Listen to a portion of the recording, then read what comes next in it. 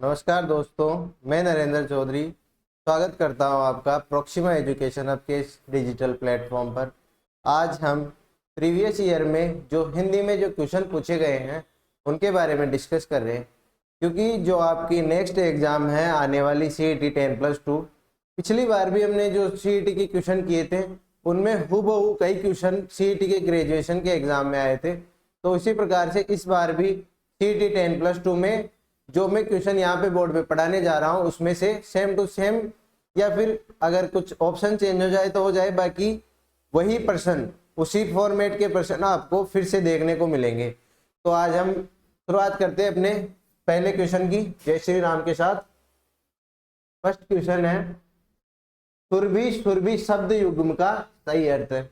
यहाँ पे हमें सुरभि सुरभि का सही अर्थ पूछा है कि सुरभि सुरभि शब्द युग्म का सही अर्थ क्या है।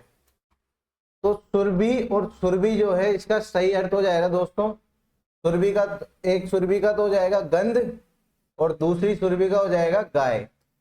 तो इसका सही अर्थ क्या हो गया? डी, गंध और गाय। क्योंकि यहाँ पे पतंगा, पतंगा का अर्थ क्या होता है? कीट। पतंगा का अर्थ होता है कीट। रात्रि को आप सब जानते ही हो, रात को रात्रि कहते हैं। दूध, बकरी, ये दोनों भी इसके अर्थ नहीं है। मुकुट और मूंगा ये भी इसके अर्थ नहीं है। तो इसका क्या अर्थ हो जाएगा? सुरभि सुरभि का गंध या गाय।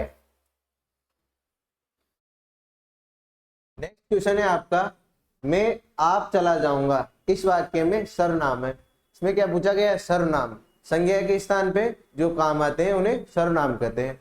तो मैं आप चला जाऊंगा, तो आप किसके लिए प्रयोग करते हैं? आप स्वयं के लिए या खुद के लिए प्रयोग करते हैं। तो इसमें कौन सा सर्वनाम हो जाएगा? निजवाचक सर्वनाम हो जाएगा। अगर प्रश्नवाचक सर्वनाम हो जाता तो प्रश्नवाचक सर्वनाम में कोई प्रश्न पूछा जाता कि कौन, क्या, कैसे, कब, किसे, तो वो अगर ये शब्द यहाँ पर आते तो इसमें प्रश्नवाचक सर्वनाम होता। संबंधवाचक सर्वनाम होता है जो हमें संबंध दर्शाता है किसी के मध्य, दो चीजों के मध्य संबंध, और आ जाता है तो और संबंध दर्शाता है। या फिर और भी कई चीजें हैं जैसे संयुक्त दो शब्दों को बीच से जोड़ने का कार्य करता है। निश्चयवाचक सर्वनाम, निश्चयवाचक सर्वनाम में किसी निश्चित चीज का या निश्चित मात्रा का भी हो सकता है। निश्चित, जैसे कोई भी निश्चित चीज है उसका बोध कराता है तो वो निश्चयवाचक सर्वनाम कहलाता है। जबकि इसमें क्या है? आप आपके लिए बोल रहा है तो स्वयं के लिए बोल रहा है, निजवाचक सर्वनाम इसमें हो जाएगा।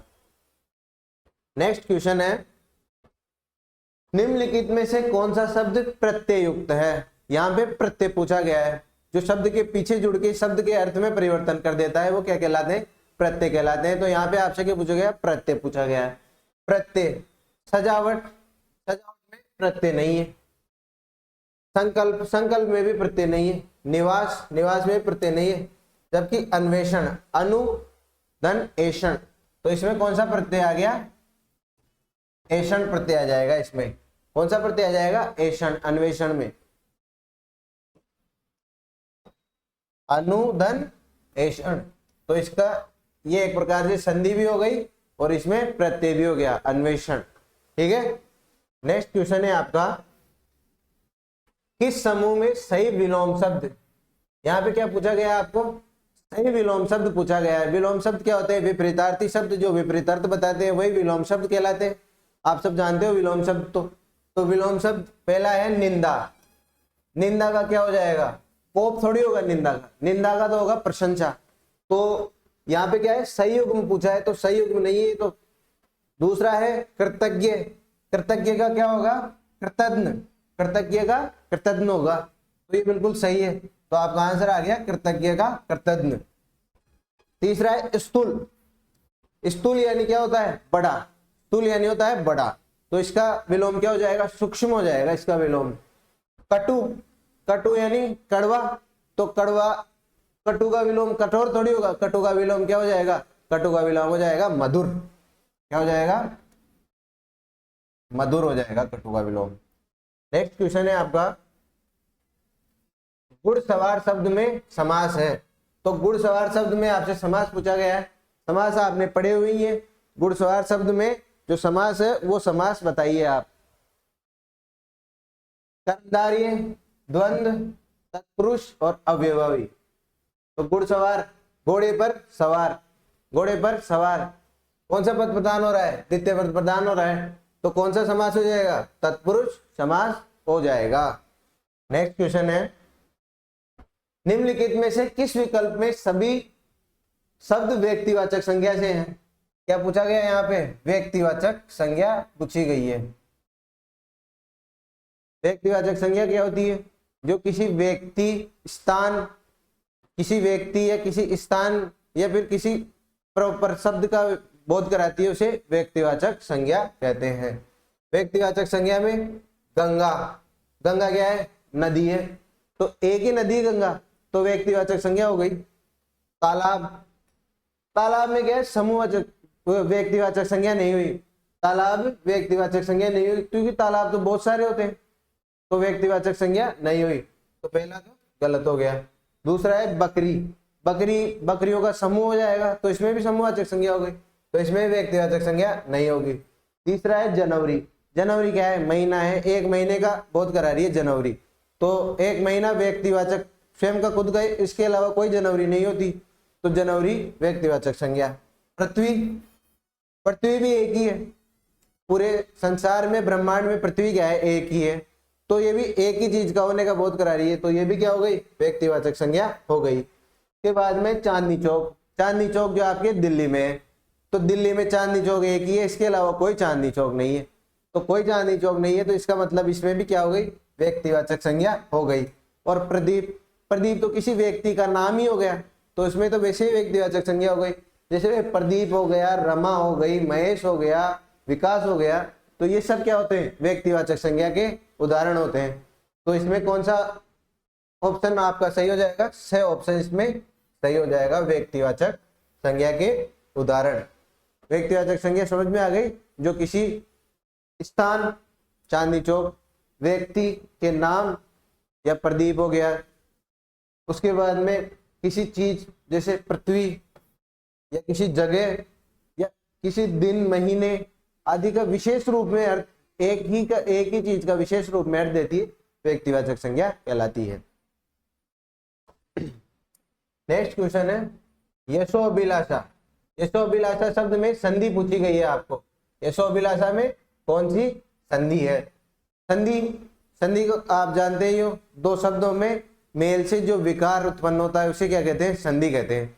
तो यशोभिलाषा, यशोभिलाषा में कौन सी संधि है? यश प्लस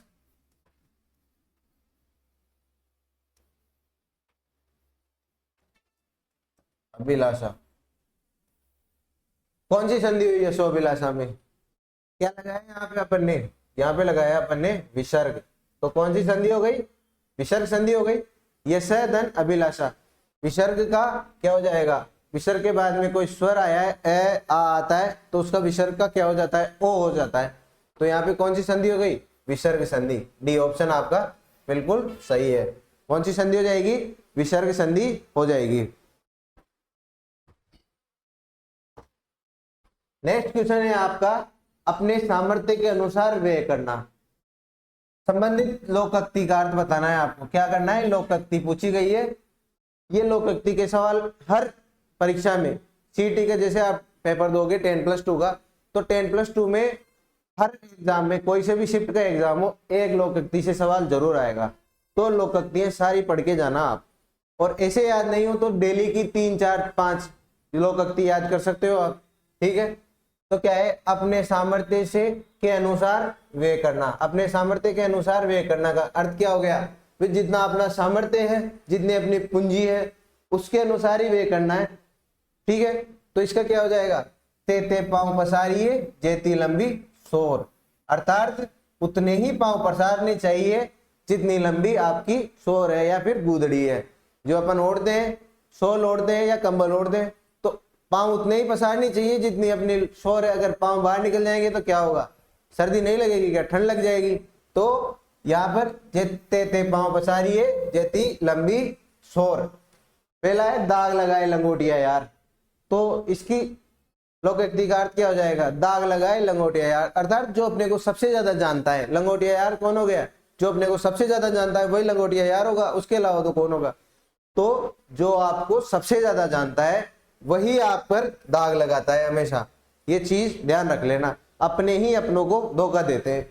दूसरा है थोड़ी पूंजी घड़ी को खावे, यानी अगर कोई आप व्यापार शुरू कर रहे हो तो उसमें थोड़ा सा पैसा लगा रहे हो, तो उसमें थोड़ा सा पैसा लगाओगे तो आपको नुकसान होगा, क्योंकि व्यापार में जितना पैसा लगना चाहिए उतना नहीं लगाएंगे तो व्यापार आपको नुकसान नहीं देगा। तो थोड़ी पूंजी धनी को खावे, यानी थोड़ी अगर पूंजी लगाएंगे ना अपन, तो धनी, धनी कौन है? लगाने वाला। धनी कौन है? लगाने वाला। तो व्यापार में नुकसान ही होगा। कम व्यय करेंगे तो व्यापार में घाटा ही होगा। तेल देखो तेल की धार देखो, अर्थात अपने को जल्दबाजी में निर्णय नहीं लेना चाहिए। तेल देखो तेल की धार देखो, मतलब पहले अपन ने कार्य कर दिया पर उसका परिणाम भी देखो कि क्या परिणाम आ रहा है, उसके बाद ही आप खुश या प्रसन्न हो सकते हैं, पहले डायरेक्ट प्रसन्न नहीं हो सकते। तो अपने सामर्थ्य के अनुसार व्यय करना, इसका अर्थ तो अपने आ ही गया। तेते पांव पसारिए जेती लंबी तोल, अर्थात जितने उतने ही पांव पसारने चाहिए जितनी लंबी तोल है। नेक्स्ट क्वेश्चन है आपका, शुद्ध वर्तनी वाले शब्द का चयन कीजिए। यहाँ पे शुद्ध वर्तनी वाला शब्द ढूंढना है अपने को। तो शुद्ध वर्तनी वाला शब्द हो जाएगा अंतर्धान। अंतर्ध्यान नहीं होता है, ध्यान। यहाँ पे तो ध पूरा आ गया तो वैसे ही गलत हो गया। इसमें अंतर्ध्यान, अंतर्ध्यान भी नहीं होता है और अंतर्धान ध्यान भी नहीं होता। इसमें र पहले आ गया, इसमें तो क्या हो गया? अंतर्ध्यान। इसमें क्या हो गया? अनंत ध्यान, अनंत ध्यान हो गया ये तो ये दोनों गलत हो गए। इसमें क्या सही क्या हो गया? अंतर्धान। नेक्स्ट है आपका, विसंगति शब्द के लिए सही अंग्रेजी शब्द है। विसंगति शब्द के लिए सही अंग्रेजी, विसंगति यानी जो कुसंगति में पड़ गया हो, है ना, तो उसका सही अंग्रेजी शब्द क्या हो जाएगा? डिस्क्रिपेंसी। क्या हो जाएगा? डिस्क्रिपेंसी इसका सही अंग्रेजी शब्द हो जाएगा। डिसऑर्डर, डिसऑर्डर का मतलब तो आप समझते ही हो, मतलब क्रमबद्ध तरीके से नहीं होकर, यानी अव्यवस्थित। डिसऑर्डर अव्यवस्थित, कोई ऑर्डर, ऑर्डर को क्या बोलते हैं भाई? ऑर्डर में, श्रृंखला में, क्रम में। तो डिसऑर्डर क्या हो गया? अव्यवस्थित हो गया। डिसमिस, डिसमिस किसी को बर्खास्त करना या हटाना, डिसमिस हो गया। और ये क्या है? डिस्क्रिएशन। तो डिस्क्रिएशन शब्द का क्या अर्थ हो जाएगा? डिस्क्रिएशन शब्द का अर्थ हो जाएगा विनीत। क्या हो जाएगा इसका अर्थ? विनीत हो जाएगा इसका अर्थ। नेक्स्ट क्वेश्चन है, निम्नलिखित में से किस वाक्य में अकर्मक क्रिया, क्या पूछा गया है यहाँ पे? अकर्मक क्रिया पूछी गई है। अकर्मक क्रिया क्या होती है?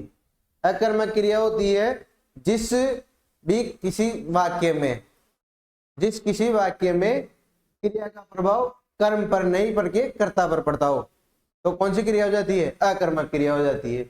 यहाँ पे क्या है? खाना, पीना, देखना, ये क्या हो गई? क्रिया हो गई। तो इसमें क्रिया पर नहीं पड़ना चाहिए। और कर्म, कर्म मतलब अकर्मक क्रिया, कर्ता का प्रभाव कर्म पे नहीं पड़ के क्रिया पर नहीं पड़ के कर्म पर पड़ता है, अकर्मक क्रिया होती है। ठीक है। कपिल आम खाता है, तो खाने का प्रभाव किस पर पड़ रहा है? आम पर पड़ रहा है। तो किस में? कर्म पर पड़ रहा है। ठीक है, तो ये तो सकर्मक हो गई, अकर्मक थोड़ी हुई है। मतलब क्रिया का प्रभाव कर्ता पर न पड़ के कर्म पर पड़ रहा है। ठीक है, तो कौन सी क्रिया हो गई? सकर्मक। जबकि अपने को क्या चाहिए? क्रिया का प्रभाव कर्म पर नहीं पड़ के कर्ता पर पड़ी, तो वो कौन सी हो गई? वो सकर्मक क्रिया हो जाएगी। चेतन पानी पी रहा है, तो इसका प्रभाव किस पे पड़ रहा है? पानी पर। क्या पी रहा है चेतन? पानी पी रहा है। तो ये कौन सी? सकर्मक क्रिया हो गई, कर्म पर पड़ रहा है इसका प्रभाव। सरोज नाटक देख रही है, क्या देख रही है? नाटक देख रही है सरोज, तो इसका भी प्रभाव किस पर पड़ रहा है? नाटक पर पड़ रहा है। नाटक क्या हो गया? कर्म हो गया, तो कर्म पर पड़ रहा है, तो ये भी सकर्मक क्रिया हो गई। जबकि यहाँ पर क्या है? वह रात भर नहीं सोया। नहीं सोया, रात भर नहीं सोया, पर कौन नहीं सोया? वह नहीं सोया। कौन नहीं सोया? वह नहीं सोया। वह कौन है? कर्ता है।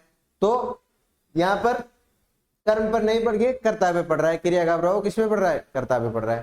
तो ये कौन सी हो गई? अकर्मक क्रिया हो गई। समझ गए? नेक्स्ट है आपका क्वेश्चन, पूर्व में किसी व्यक्ति या अधिकारी को भेजे गए पत्र का जवाब न आने पर जो स्मरण पत्र भेजा जाता है उसे कहते हैं। ये पत्र से सवाल इसी प्रकार के सवाल आएंगे पत्र से, और हर पेपर में आएंगे। सीईटी के 10+2 के तो 6 के 6 पारियों में हर पेपर में एक सवाल जरूर पूछा जाएगा इस पत्र से। क्या होता है, पूर्व में किसी व्यक्ति या अधिकारी को भेजे गए पत्र का जवाब न आने पर स्मरण पत्र भेजा जाता है, उसे क्या कहते हैं। मतलब किसी व्यक्ति या अधिकारी को हमने पत्र भेजा, अब उसने पत्र रिसीव तो कर लिया लेकिन उसका जवाब नहीं आया, तो हम उसको एक और पत्र लिखेंगे कि आपने जवाब नहीं दिया, तो उसे क्या कहेंगे, अनुस्मारक कहेंगे। क्या कहेंगे उसे, अनुस्मारक कहेंगे। विज्ञप्ति क्या होती है, विज्ञप्ति होती है जब सरकार द्वारा किसी भी, जैसे मान लो सरकार कोई भी नया काम कर रही है या फिर कोई नई स्कीम निकाल रही है, तो उसके लिए जो प्रकाशित किया जाता है, अखबार में जो प्रकाशित किया जाता है उसे विज्ञप्ति कहते हैं। एक विज्ञप्ति होती है जिसमें आप सब, जैसे पटवारी है, पटवारी का एग्जाम होगा तो एग्जाम होने से पहले क्या आएगी, उसकी विज्ञप्ति आएगी, यानी सरकार उसकी जो घोषणा कर रही है ना वो विज्ञप्ति के माध्यम से प्रस्तुत करती है। ठीक है। परिपत्र क्या होता है, पत्र का पत्र होता है। परिपत्र क्या होता है, पत्र का पत्र होता है। जब एक ही सूचना या आदेश या निर्देश को कई व्यक्तियों तक भेजना हो, यानी एक से अधिक व्यक्तियों को एक ही सूचना भेजनी है या फिर आदेश भेजना है, तो उसे क्या बोलेंगे हम, उसे बोलेंगे हम परिपत्र। उसे क्या बोलेंगे हम, परिपत्र बोलेंगे। और ये जो नीलामी निविदा क्या होती है, आपने एक बार में देखा होगा, छोटा सा कॉलम आता है एक, उसमें लिखा होता है निविदा, और उसके अंदर क्या लिखा होता है, उसके अंदर लिखा होता है या तो सरकार कोई बुकट की नीलामी कर रही है या फिर किसी चीज, जैसे मान लो पुलिस थाना है, पुलिस थाने में पुरानी गाड़ियां खड़ी है तो उनकी नीलामी कर रही है, तो उन सबकी नीलामी के लिए एक छोटा सा पत्र अखबार में प्रकाशित किया जाता है। वो पत्र प्रकाशित किया जाता है तो उसे निविदा या सूचना कहते हैं। सरकार द्वारा कोई सूचना दी जाती है इसमें कि यहाँ पे आज ये कार्य होगा तो आप सब आके इसमें भाग ले सकते हैं, तो उसे क्या कहते हैं, निविदा कहते हैं। नेक्स्ट क्वेश्चन है, किस शब्द में समाज संबंधी अशुद्धि है। तो यहाँ पर समाज संबंधी अशुद्धि पूछी गई है आपसे। समाज संबंधी अशुद्धि किस शब्द में है, तो नवरात्रि में समाज संबंधी अशुद्धि है, क्योंकि समाज का नियम होता है कि यहाँ पे नवरात्रि शब्द जो है उसमें समास नवरात्र का होता है। किसका होता है, समास नवरात्र का होता है। बाकी सब सही है। चक्रपाणी, योगीराज और अहोरात्र। चक्रपाणी चक्र है जिसके हाथ में, अर्थात कौन है, भगवान विष्णु। तो एक रूढ़ अर्थ में व्यक्त हो रहा है, यानी बहुवीरी समास हो गया। योगीराज और अहोरात्र, अहोरात्र रात का समूह द्वंद्व समास हो गया। योगीराज में हो गया योगी राज, योगी है जिसके राज में, योग का राज, यानी बहुवीरी समास हो गया। नेक्स्ट क्वेश्चन है, पुरुषवाचक सर्वनाम। सर्वनाम क्या होता है, संज्ञा के स्थान पर काम आने वाले शब्दों को सर्वनाम कहते हैं। पुरुषवाचक सर्वनाम किसी व्यक्ति, मतलब पुरुष या महिला, उनके नाम, उनके स्थान पर, नाम के स्थान पर आने वाले जो सर्वनाम होते हैं उन्हें पुरुषवाचक सर्वनाम कहते हैं। तो यहाँ पे पुरुषवाचक सर्वनाम कौन हो जाएगा, हम हो जाएगा। हम क्या हो जाएगा, पुरुषवाचक सर्वनाम। यानी कि कोई व्यक्ति है वो बोल रहा है हम वहां गए, तो यहाँ पे उसने नाम लिए बिना बोला ना। जैसे बोलता मैं जैसे नरेंद्र हूं तो मैं बोल रहा हूँ नरेंद्र वहां गया, या फिर मैं बोलूंगा हम वहां गए, तो नरेंद्र विकास वहां गया, या फिर मैं बोल दूंगा हम वहां गए। तो पुरुषवाचक सर्वनाम क्या हो गया, नरेंद्र और विकास की जगह आ रहा है, तो क्या कर रहा है, संज्ञा। नरेंद्र और विकास क्या है, नाम है, संज्ञा है, तो संज्ञा के स्थान पे क्या आ रहा है, सर्वनाम आ रहा है। तो जो पुरुष के, मतलब पुरुष या महिला के स्थान पर आए, पुरुषवाचक सर्वनाम हो जाता है। सर्वनाम और भी होते हैं, निजवाचक होता है, वो प्रश्नवाचक होता है, किसी प्रश्न के स्थान पे आता है वो प्रश्नवाचक सर्वनाम हो जाता है। नेक्स्ट क्वेश्चन है आपका, किस समूह में सही विलोम शब्द का प्रयोग हुआ है। ये देखिए, विलोम शब्द का क्वेश्चन बार बार पूछा जाता है। यहाँ पे सही विलोम शब्द का प्रयोग पूछा गया है। पहला क्या है, बंधन। सही विलोम शब्द का प्रयोग नहीं हुआ है। ये मिस्टेक, नहीं की मिस्टेक आप लोगों को नहीं करनी है। क्या हो रहा है, नहीं की मिस्टेक नहीं करनी है। प्रश्न को ध्यान से पढ़ो, उसमें नहीं की जो मिस्टेक है वो नहीं होनी चाहिए। कई बार हम प्रश्न तो पढ़ लेते हैं, जैसे अभी मैंने पढ़ा कि समूह में सही विलोम शब्द का प्रयोग हुआ है, तो यहाँ तक पढ़ा विलोम शब्द, उसके आगे नहीं देखा, जबकि यहाँ पे क्या लिखा हुआ है कि नहीं हुआ है। यानी पहला है बंधन, बंधन से विलोम क्या हो गया, मुक्ति। बंधन किसी को बांध रखा है और उसको मुक्त कर दिया, तो बंधन का विलोम हो गया मुक्ति। गौरव, गौरव का क्या हो गया, लाघव। बिल्कुल, गौरव, किसी को गौरव हो रहा है, लाघव हो रहा है, तो मतलब डिक्रिएशन। ठीक है। आदि, आदि क्या होता है, आदि होता है प्रारंभ। आदि क्या होता है, प्रारंभ। तो आदि का विलोम शब्द क्या हो जाएगा, आदि का विलोम शब्द हो जाएगा अंत। क्या हो जाएगा, तो अपना आंसर आ गया। सही विलोम शब्द का प्रयोग किसमें नहीं हुआ है, इसमें नहीं हुआ है। आदि का क्या होगा, अंत होगा। तिमिर, तिमिर यानी अंधेरा, तिमिर यानी क्या होता है, अंधेरा होता है, तो इसका क्या हो जाएगा विलोम, प्रकाश हो जाएगा। तो तिमिर का प्रकाश हो रहा है, आदि का अंत होगा। ठीक है। नेक्स्ट, नेक्स्ट क्वेश्चन है, कौन सा शब्द शुद्ध है। यहाँ पे शुद्ध शब्द पूछा गया है, कौन सा शब्द शुद्ध है, अशुद्ध है, ऐश्वर्य।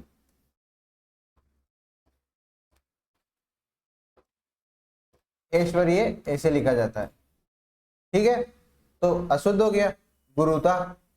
उसके बाद में कौनते, यहाँ पे क्या लिखा हुआ है, कौनता ही लिखा हुआ है, जबकि यह क्या होता है, कौनते होता है। ठीक है। औदार्य, दो मात्रा आएगी, क्या आएगी, दो मात्रा हो गई। तो क्या हो गया इसका आंसर, गुरु था। शुद्ध शब्द कौन सा हो गया, गुरु था। शब्द शुद्धि भी हर पेपर में, हर एग्जाम में, चाहे आप किसी का भी एग्जाम दो, सीईटी का दो, पटवार का दो, एसआई का दो, या फिर आरएस का दो। आरएस का एग्जाम आ रहा है आपका फरवरी में, 2 फरवरी को। तो शुद्ध शब्द भी लगभग सभी एग्जाम में पूछे जाते हैं। नेक्स्ट है, किस शब्द में भाववाचक संज्ञा है। यहाँ पे क्या आ गई, पहले कौन सी संज्ञा आई थी, व्यक्तिवाचक संज्ञा, और यहाँ पे कौन सी संज्ञा आ गई, भाववाचक संज्ञा। किसी भी भाव को प्रकट कर रहा है। भाववाचक संज्ञा क्या हो गई, किसी भाव, जैसे भाव कौन से हो गए, दुख का भाव हो गया, प्रसन्नता का भाव हो गया। ये क्या है, भाव ही तो है। जैसे नरेंद्र आज बहुत खुश है, तो खुश है तो उसमें क्या है, प्रसन्नता का भाव है। दुख, जैसे किसी के आज, जैसे रतन टाटा है, रतन टाटा जी की मृत्यु हो गई, तो उनका परिवार क्या है, दुखी है आज, तो उसमें कौन सा भाव है, दुख का भाव है। तो भाववाचक संज्ञा गाय, गाय क्या है, गायों का समूह है ना, तो भाववाचक संज्ञा तो इसमें होगी नहीं। ठीक है। दूसरा है होली, होली क्या है, त्योहार, त्योहार व्यक्तिवाचक संज्ञा, होली एक ही है। हिमालय, हिमालय भी एक ही है, तो हिमालय में कौन सी संज्ञा हो जाएगी, व्यक्तिवाचक। मित्रता, मित्रता क्या है, एक भाव है मित्रता, मित्र के प्रति लगाव रहता है, मित्रता एक भाव है। मातृत्व, मातृत्व क्या है, माता की ममता, भाव है मातृत्व भी, तो इसमें क्या जाएगा, मित्रता। नेक्स्ट है युधिष्ठिर, युधिष्ठिर में समास पूछा गया है। युद्ध में जो स्थिर होता है, अर्थात बहुवीरी समास, युद्ध में स्थिर है जो, अर्थात युधिष्ठिर, तो युधिष्ठिर में कौन सा समास हो जाएगा, बहुवीरी समास हो जाएगा। नेक्स्ट क्वेश्चन है अन्वेषण, अन्वेषण शब्द का सही संधि विच्छेद है। अन्वेषण शब्द एक बार पहले भी आ गया, समास में भी आ गया वहां पे, अब यहाँ पे संधि पूछी गई है, तो अन्वेषण का शब्द का सही संधि विच्छेद हो जाएगा अनुधन ऐषण अन्वेषण, अनुधन ऐषण अन्वेषण। ठीक है। उ और ए का व हो जाएगा। उ के बाद कोई भी स्वर आ रहा है, उ के बाद में कोई भी स्वर आ रहा है तो यण संधि हो गई, उ का व हो गया। ठीक है। नेक्स्ट है मुसीबत के समय उपाय खोजना। ये देखिए क्या है, ये वापस से मुहावरा आ गया। तो मुहावरा या लोकोक्ति तो लगभग हर एग्जाम में पूछी जाती है, चाहे सीईटी 10+2 का दो, अभी जो सीईटी का ग्रेजुएशन का है उसमें भी आई थी। क्या, मुसीबत के समय उपाय खोजना, तो मुसीबत के समय उपाय खोजना क्या होता है इसका, अर्थ क्या होगा, मुहावरे का क्या अर्थ हो जाएगा बताओ। मुहावरे का अर्थ हो जाएगा भाई मुसीबत, आज ही मुसीबत आई है और आज ही उपाय खोद रहा है, यानी कि आग तो लगी हुई है और भाई साहब कुआं खोदने बैठे हुए हैं। क्या हो रहा है, आग तो लगी हुई है और भाई साहब जो है कुआं खोदने में लगे हुए हैं। तो मुसीबत तो आई हुई है और अब उसका उपाय ढूंढ रहे हैं। तो आग तो लग गई तो सब जल के राख हो जाएगा। भाई कुआं खोदेगा तो कुआं खोदने में तो बहुत टाइम लगेगा, जब तक तो आग क्या बचाएगी, कुछ भी नहीं छोड़ेगी आग। तो मुसीबत के समय आग लगना अर्थात मुसीबत के समय उपाय खोजना अर्थात आग लगने पर वह खोदना। काट का उल्लू, काट का उल्लू का अर्थ हो जाता है अत्यधिक मूर्ख। कोई व्यक्ति यार तू तो काट को उल्लू जे यार, तो उसका क्या हो गया, भाई यार तू तो काट को उल्लू जे यार। तो कौन हो गया काट का उल्लू, जो मूर्ख व्यक्ति हो गया उसको ही बोलेंगे हमेशा कि यार तू तो काट को उल्लू जे यार। चादर से पैर बाहर पसारना, ये क्या है भाई, जितनी चादर है उससे पैर बाहर, यानी कि आय से अधिक खर्च करना। आय से अधिक खर्च करना, चादर से पैर बाहर निकालना का अर्थ क्या हो गया, आय से अधिक खर्च करना। अपनी चादरी अपनी गुदड़ी अतरी जे और आप उसे बाण पग निकाल रहे जा, तो जतरी आय थी उसे ज्यादा खर्च कर रहे जा। तो आय से ज्यादा खर्च थोड़ी कर सकते हैं हम, आय से ज्यादा खर्च करेंगे तो क्या होगा, उधारी होगी। तो उधारी नहीं करनी चाहिए। तो आय से ज्यादा खर्च करना अर्थात चादर से पैर बाहर निकालना। अपना आंसर तो ये है ही, छप्पर पर पूछ न होना। क्या हो गया इसका अर्थ, छप्पर पर पूछ न होना, यानी छत तो है लेकिन उस पर पूछ ही नहीं है। भाई छत तो बांध तो रखा है उसने छप्पर तो, और उसमें पूछ ही नहीं है, अर्थात अत्यधिक गरीब होना, बहुत ज्यादा गरीब है।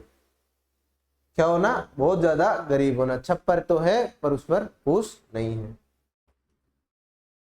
नेक्स्ट है अपाद मस्तक शब्द के लिए एक सार्थक शब्द हो जाएगा।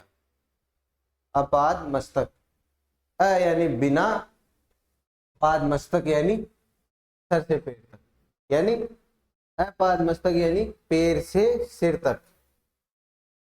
पाद यानी क्या होता है पैर और मस्तक यानी सर, तो क्या हो जाएगा पैर से सर तक, अपाद मस्तक। नेक्स्ट क्वेश्चन है कपिल आम खाता है, वाक्य में क्रिया है। वही कपिल आम खाता है, क्रिया पूछी गई है, सकर्मक क्रिया है, अकर्मक क्रिया है या पूर्वकालिक क्रिया है या नाम धातु क्रिया है, कौन सी क्रिया है। तो अकर्मक क्रिया और सकर्मक क्रिया भी अपन ने देखी थी।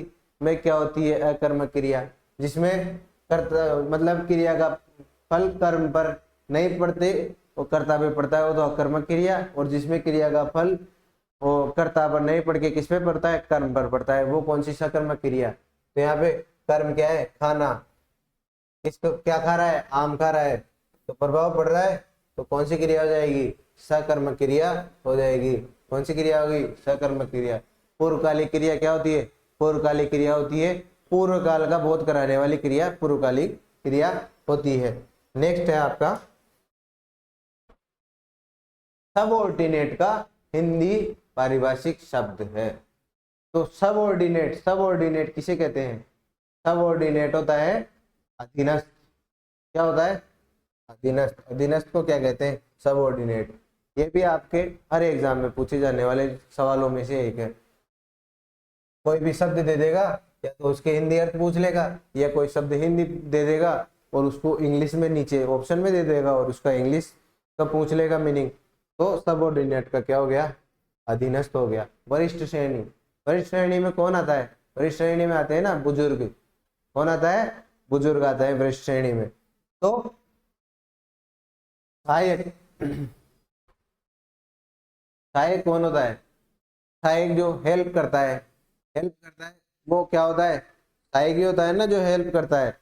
जो हेल्प करता है वो क्या होता है, सहायक होता है। तो सहायक का क्या हो जाएगा, हेल्पर हो जाएगा। सहायक का क्या हो जाएगा, हेल्पर हो जाएगा।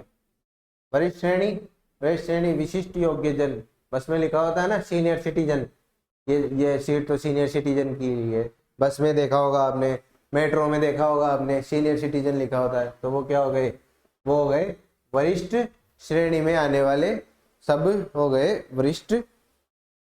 और एक विनीत, विनीत का क्या हो गया, रेस्पेक्टिव जो व्यक्ति होता है, रेस्पेक्टफुल वाला जो व्यक्ति होता है वो क्या होता है, विनीत होता है।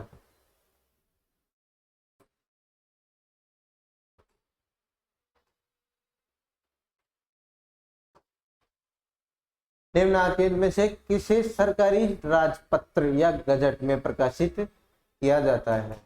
आ गया ना वापस, किसे सरकारी राजपत्र या गजट में प्रकाशित किया जाता है?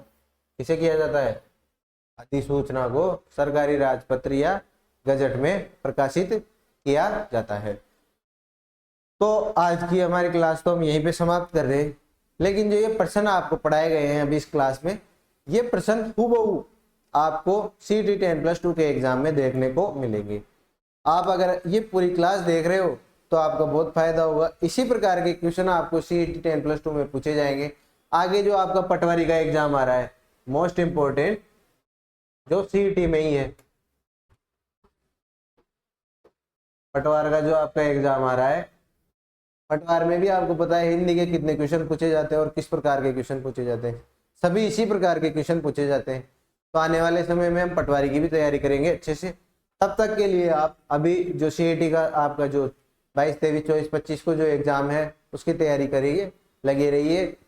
आपके प्रोक्सिमा एजुकेशन हब को सब्सक्राइब कीजिए, लाइक कीजिए, कमेंट कीजिए और अपने दोस्तों को शेयर कीजिए ताकि सभी का फायदा रहे, सभी ये चीजें देख कर जा सके और पढ़ने में सबको सहायता प्रदान हो। थैंक यू, धन्यवाद।